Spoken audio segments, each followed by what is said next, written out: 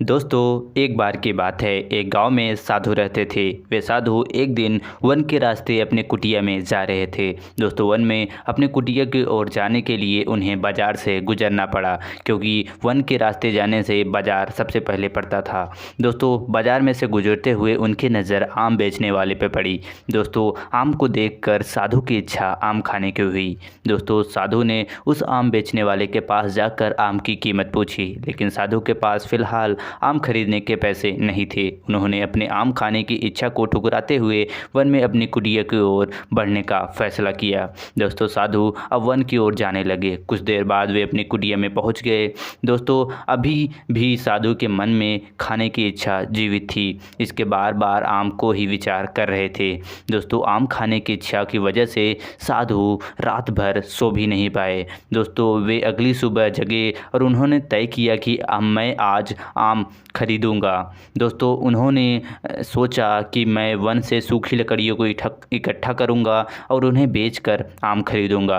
दोस्तों, वे सूखी लकड़ियां इकट्ठा करने लगे। दोस्तों, लकड़ियों को इकट्ठा करने के बाद वे बाजार की तरफ चले। दोस्तों, लकड़ियों का भार बहुत ही ज़्यादा था, इसलिए साधु को चलने में दिक्कत हो रही थी। वे जैसे तैसे करके बड़ी मुश्किल से बाजार पहुँचे। दोस्तों, बाजार पहुँचकर उन्होंने लकड़ियों को बेच दी और आम खरीद लिया। इसके बाद साधु ने सोचा कि मैं वन में अपने कुटिया में जाकर आम को आराम से खाऊंगा। दोस्तों, आम को लेकर वन की ओर चलने लगे।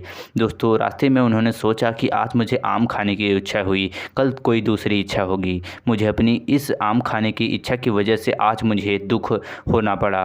दोस्तों, मैं अपनी इच्छा को कारण आज इतना दुखी हूँ। आगे जाके मुझे और भी इच्छाएं हो सकती हैं, जैसे कि नए वस्त्र, बड़ा घर लेने की या फिर धन की। दोस्तों, इसके बाद साधु ने सोचा कि इस तरह से तो मैं अपनी इच्छाओं का दास बन जाऊंगा। ऐसे विचार आने से साधु के आम खाने का विचार ही त्याग दिया। रास्ते में उन्होंने एक गरीब व्यक्ति को गुजर रहा था। साधु ने सोचा कि मैं आम उसे दे दूं और अपनी आम खाने की इच्छा में काबू कर लूं। दोस्तों, उन्होंने अपने सारे आम को उस गरीब को दे दिया और वो अपनी कुटिया में लौट गए। इस तरह से उन्होंने अपने इच्छा पर काबू कर लिया। तो दोस्तों, इस कहानी में हमने ये सीखा कि अगर हम अपनी इच्छाओं के आगे हार जाएंगे तो हमें हमेशा के लिए अपनी इच्छा का दास बनना पड़ेगा। दोस्तों, हमारा मन चंचल होता है।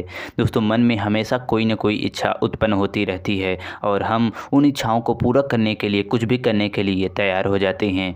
दोस्तों, हमें अपनी इच्छा को पूरी करनी चाहिए, पर उससे पूरा करने के लिए हमसे जो भी होता है वो करनी चाहिए, पर दुखी होकर नहीं। हमें सोच समझकर अपनी इच्छाओं को पूरा करना चाहिए और आगे बढ़ना चाहिए, तभी हम अपने लाइफ में सफल इंसान बन पाएंगे। तो दोस्तों, आई होप ये कहानी आपको अच्छी लगी होगी। दोस्तों, ऐसे ही मोटिवेशनल वीडियो के लिए हमारे चैनल को लाइक और सब्सक्राइब ज़रूर कर ले। मिलते हैं नेक्स्ट वीडियो में, तब तक के लिए जय हिंद।